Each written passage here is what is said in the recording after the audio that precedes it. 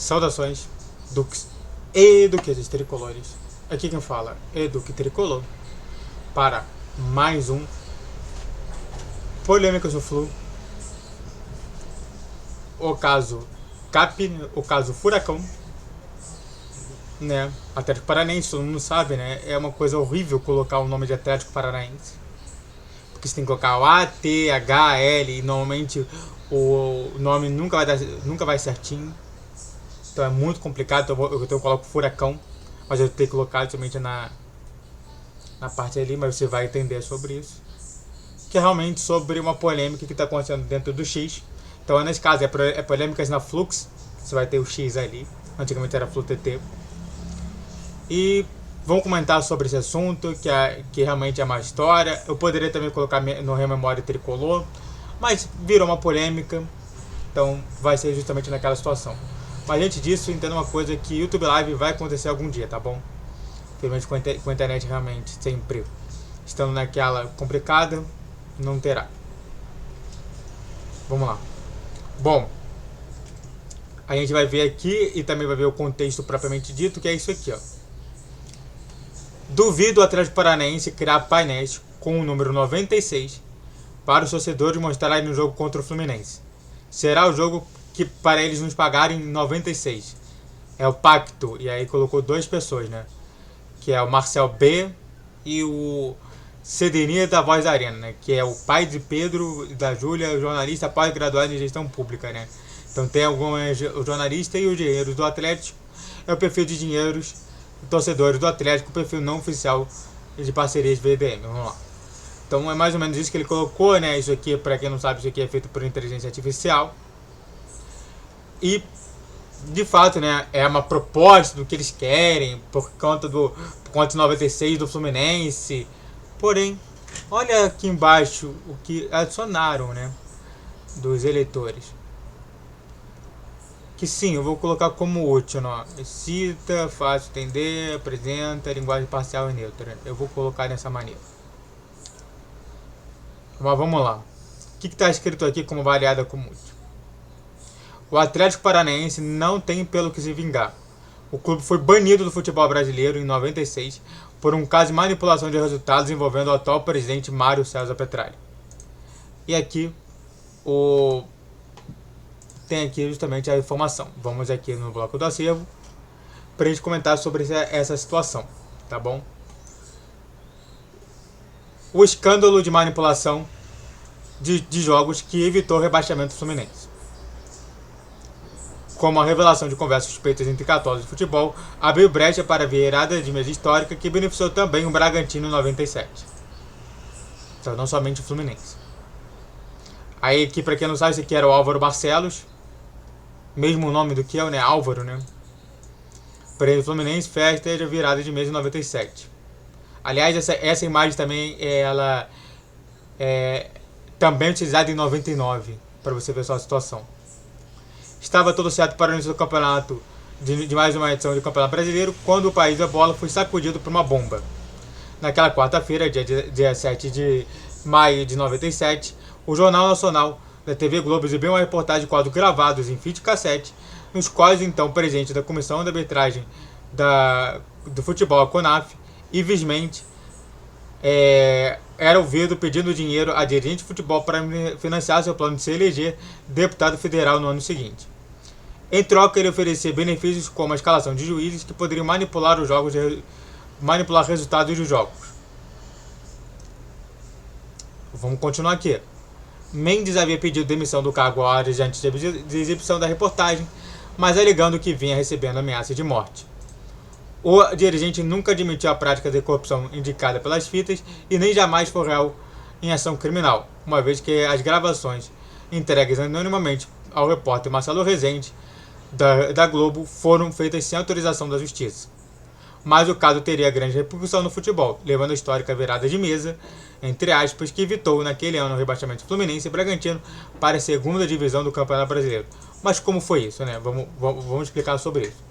Antes de falar mais sobre esse tema, se inscreva no canal, faça o treino para você que é curte, comente e compartilhe.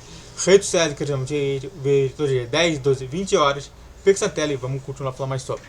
Vamos lá. As fitas tinham diálogos entre Mendes e dirigentes do clube como Atlético Paranaense e Corinthians. O presidente da CONAF pedia verba para promover benesses como construir campos de futebol em cidades de Triângulo Mineiro, seu reduto eleitoral, e financiar sua campanha política. Ao presidente rubro-negro do Paraná, Mendes se dispôs a interferir em favor do clube num jogo da Copa do Brasil contra o Vasco, no quadro de abril em Curitiba. Se eu puder, vou falar com o juiz para dar uma mãozinha para você, diz ele. Fala para seus jogadores marcarem Edmundo direitinho, que ele fica nervoso, disse o Ives Mendes. Naquela partida, válida pelas aves de final do torneio, Edmundo havia sido expulso em circunstâncias no mínimo estranhas. O atacante vascaíno foi agredido pelo zagueiro Andrei, do Atlético, mas os dois receberam cartão vermelho do árbitro Oscar Roberto Godoy. O time da casa venceu o jogo por 3-1. No duelo de volta ao Rio de Janeiro, mesmo sem Edmundo, o Vasco chegou a fazer 4-1, mas o Atlético marcou 2 gols e conquistou uma sonhada classificação para as quartas de final. Sempre que falava, Mendes negava qualquer tentativa de usar os juízes para forjar resultados em troca de dinheiro. Por que não posso aceitar a ajuda dos meus amigos? Isso é ético, disse ele em entrevista. Do Corinthians eu ganhei apenas 7 camisas, acrescentou.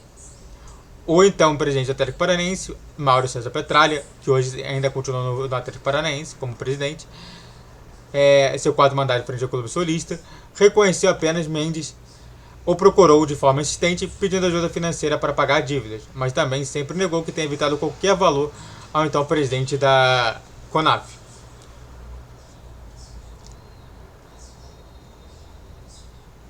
Mendes e Petralha foram banidos do futebol pelo Supremo Tribunal de Justiça Desportiva, mas o Atlético Paranaense conseguiu reverter a decisão.